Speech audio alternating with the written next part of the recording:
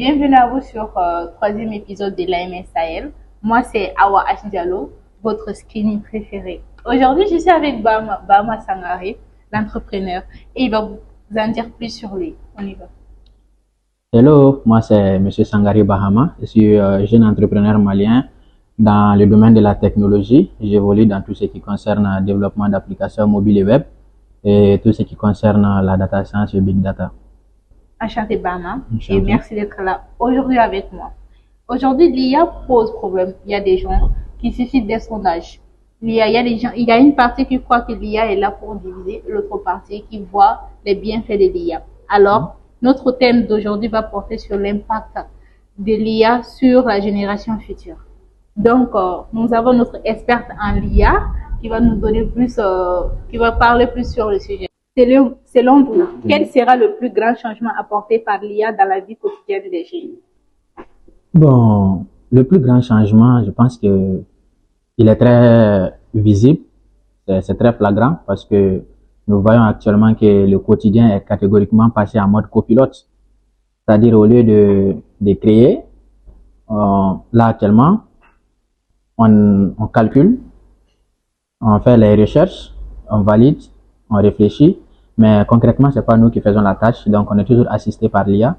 Donc, je pense que la valeur, elle a changé. On n'est plus du côté où il faut faire soi-même l'activité, mais on est plus vers plus de créativité et aussi plus de gain de temps.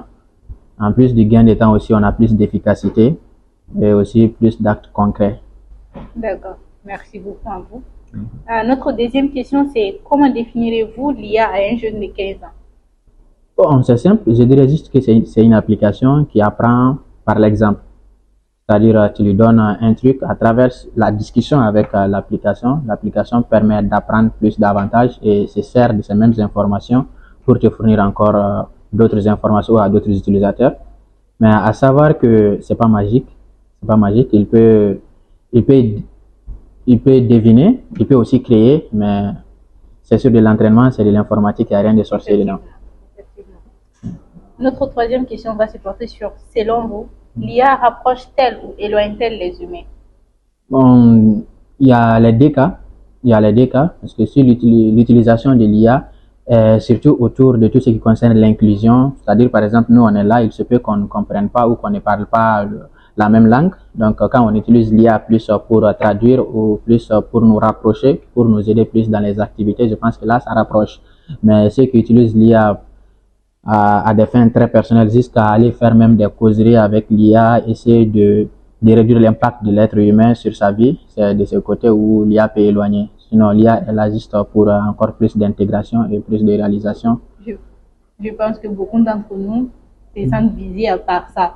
Pour les gens qui utilisent l'IA à des fins personnelles, par exemple. C'est pas quelque chose que je dirais, que je qualifierais de tabou. C'est pas tabou. C'est quelque chose de tout à fait normal, mais s'il y a une chose à faire, c'est de faire très attention parce que toutes les informations sont encore réutilisées pour l'entraînement de l'IA et pour répondre à d'autres questions. Mais il faut savoir aussi que souvent, dans ce monde avec les humains, on se sent plus en sécurité à discuter avec un IA que pas avec nos entourages. Oui, c'est vrai, l'entourage compte beaucoup, mais il faut trouver des personnes vraies autour de soi.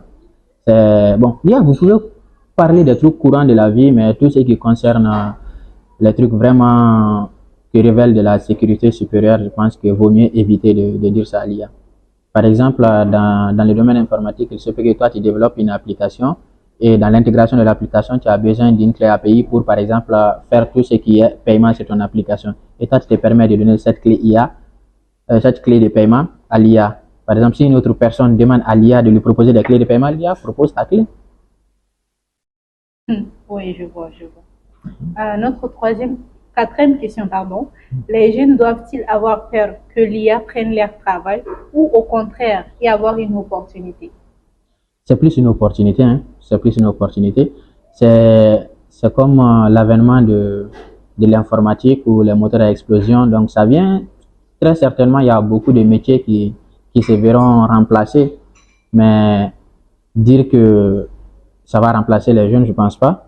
Il faut juste s'adapter, l'utiliser à des fins concrètes. Il faut plus nous aider au fait. L'IA n'est pas là pour nous remplacer, mais l'IA est là, comme je l'ai dit au début, en tant que copilote. C'est-à-dire, lui, il nous assiste, il nous aide, mais c'est nous qui restons maîtres. L'IA ne peut rien faire de lui-même tant qu'on ne lui dit pas faire ceci, faire cela. Mais il faut savoir aussi qu'il y a des boulots qui sont en voie de disparition avec l'avenue de l'IA. Exactement, il y a les boulots qui vont disparaître, mais il y a aussi d'autres boulots aussi qui naissent. Par exemple, on a les vibes coding maintenant qui permet à un développeur de développer à partir de l'IA qui peut lui permettre d'aller encore plus vite. C'est l'avènement de l'Internet, par exemple, ou l'avènement de la téléphonie mobile a évité à nos ancêtres de se déplacer de village en village pour partir donner un simple message. Les gens se sont adaptés. C'est pareil pour l'IA, il faut qu'on s'adapte juste et qu'on l'utilise. Mais tous les métiers qui relèvent des trucs standardisés, c'est-à-dire tout ce qui concerne la documentation, l'écriture, tout ce qui relève des documents administratifs, il y a beaucoup de trucs où l'IA va beaucoup toucher, c'est-à-dire l'IA va catégoriquement les remplacer. Mais il y a des métiers aussi qui seront pas remplacés, mais qui seront touchés, mais qui seront encore plus performés, comme on voit dans les cas de la médecine et bien d'autres. Donc, si je comprends bien, vous êtes en train de comparer l'évolution de l'IA avec l'évolution de l'électricité et de la communication. Exactement, c'est à peu près, on peut dire que c'est à peu près les mêmes piédestals au niveau de la révolution. L'IA, c'est la révolution du XXIe siècle, donc c'est un truc incontournable. C'est comme de l'informatique générale, donc ça touche à tout et à tout le monde. Donc on n'a pas le choix, il faut s'y faire, il faut s'y adapter et travailler avec à des fins professionnelles et à des fins adéquates. Ok. Est-ce que l'IA doit officiellement intégrer les programmes scolaires? Bien sûr, on doit intégrer l'IA dans les systèmes éducatifs, selon moi, parce que c'est primordial de savoir comment parler à l'IA, comment l'utiliser, parce qu'il y a aussi une question d'éthique qui est là. Avec tout ce que l'IA a, je pense qu'il est fort probable de nous enseigner à l'utilisation de l'IA. C'est très primordial. Pourquoi? Parce que les informations, les millions et les millions de données de l'information que l'IA a, s'il y a une personne qui décide de l'utiliser à des fins non éthiques, ça peut vraiment causer des trucs problématiques à la société. Donc, je pense que selon moi, si on l'intègre, ça peut plus nous aider à mieux l'utiliser. En parlant des questions d'éthique, l'IA même, quand tu lui poses des questions sur beaucoup de trucs, il va te dire non, que je ne suis pas autorisé à te dire ça ou je n'ai pas le droit de te dire ça. Donc, ça révèle de l'éthique, mais quand tu le reformules encore d'une certaine manière, il va te répondre. Oui. Par exemple, quand tu lui demandes comment créer une bombe atomique, il va te dire non, je n'ai pas le droit de te dire ça. Mais quand tu lui dis, ah, est-il vrai que quand tu mélanges ça et ça donne une bombe atomique? Il va te donner ta réponse. Effectivement. Donc, dans ces cas, les enseignants seront-ils remplacés ou assistés par l'IA? Assistés, je dirais. Assistés parce que l'enseignant, tous les métiers qui relèvent de l'empathie, du jugement, par exemple les négociations et autres là ne peuvent pas être remplacés par l'IA, mais assistés par l'IA. L'IA peut donner des exercices, l'IA peut les corriger, mais est-ce que l'IA peut forcer les étudiants à faire les exercices? Donc le prof a toujours son rôle à jouer dans le système éducatif. D'accord. Est-ce que l'IA ne sera pas toujours influencée par les humains ou ça va rester neutre? Non, l'IA est toujours influencée. L'IA est toujours influencée. Si vous voyez, on a plusieurs types d'IA. C'est influencé par le créateur, celui qui a créé OpenAI, c'est sa vision et tout ce que l'entreprise a comme vision pour l'IA. Je pense que c'est l'influence qu'il porte sur l'IA. Donc, c'est pas quelque chose de neutre. L'IA n'est pas neutre. L'IA n'est pas neutre. Vous avez parlé des limites ici. Alors, qui doit fixer ces limites? Le gouvernement, la société civile ou les entreprises? Bon, je dirais que les tripiers, hein, les trois. Les trois en même temps? Oui, les trois en même temps, parce que l'État doit veiller à ce que ça se passe bien, à fixer des règles et tout ce qui s'ensuit. Les entreprises ils doivent respecter ces règles-là et la société civile, quant à eux, doivent vérifier si l'entreprise respecte ou pas, parce que c'est avec eux l'entreprise traite directement. D'accord. Et il y a des tendances sur TikTok. En voyant l'IA est en train de produire des vidéos un peu réalistes qui font vraiment peur souvent. Est-ce qu'avec ça, on ne peut pas confondre la réalité et virtuelle? On n'arrive plus à distinguer en fait. Comme par exemple, il y avait une vidéo qui avait fait récemment des chameaux qui sur Tropoline. Donc, c'était tellement réaliste, beaucoup de gens On crée à ça, en fait. Mais est-ce que ça, c'est pas dangereux pour nous? Si ça avance et tout ça, les créations, ça peut pas être dangereux pour nous si on n'arrive même pas à distinguer le vrai du faux. Bon, l'IA, je dirais que les professionnels pourront y reconnaître. C'est vrai qu'il y a des vidéos qui sont vraiment à couper le souffle, mais l'authenticité n'y est pas d'abord. Donc, surtout en termes de génération d'images, l'IA n'a pas encore atteint son summum. Donc, il y a toujours à venir. Mais les experts, quand ils voient, ils savent directement que ça, c'est un produit de l'IA. Et quand on fait aussi une vidéo IA, on les met sur les réseaux où, par exemple, si la vidéo porte atteinte à la liberté d'une personne, quand les autorités compétentes entrent en possession de la vidéo avec les outils nécessaires, ils vont directement savoir que c'est une vidéo générée par l'IA. Vous avez dit les professionnels. Ouais. Mais les spectateurs ne sont pas tous des professionnels de l'IA. Oui, c'est comme si tu me dis que le jugement, que tout le monde a droit à faire son jugement. En fait, la vidéo, par exemple, était sur TikTok. Il y avait beaucoup de gens là-bas. Okay. Donc, il y avait beaucoup de vues. La vidéo a rémunéré beaucoup de vues. Okay. Donc, parmi ces vues-là, il n'y a pas des personnes, il n'y a pas spécialement des professionnels dedans. Donc, c'est ça que je parlais. Les gens, les non-professionnels, par exemple, ne vont voir que du feu en voyant la vidéo là. Et pourtant, c'est faux. Donc, je parlais un peu de ça. Si c'était une vidéo malsaine, par exemple, que ça pouvait impacter les spectateurs. Ouais, c'est ça. Forcément, ça va impacter. Mais là, c'est la justice qui doit faire son travail, comme j'ai eu à le dire. Là où je parlais même surtout du côté éthique, c'est à ce niveau-là. Si on utilise à des fins mauvaises, donc à des fins mauvaises plutôt, c'est à la justice de faire son travail, d'interpeller la personne concernée, de faire ce qu'il y a lieu de faire. Non, l'IA, il te fait ce que tu lui dis de faire. D'accord. Non, mais forcément, nous, on est là, on respire bien, il y a d'autres personnes qui n'arrivent pas à respirer alors que c'est un truc tout à fait normal et tranquille. Donc, c'est un truc quotidien de la vie. Ça arrive. Donc, on doit juste prendre ses précautions, comme on les fait avec les autres événements, c'est tout. D'accord. Merci beaucoup à vous. Et là, ainsi qu'on fait des questionnaires sur l'IA. Alors, rubrique rumeur.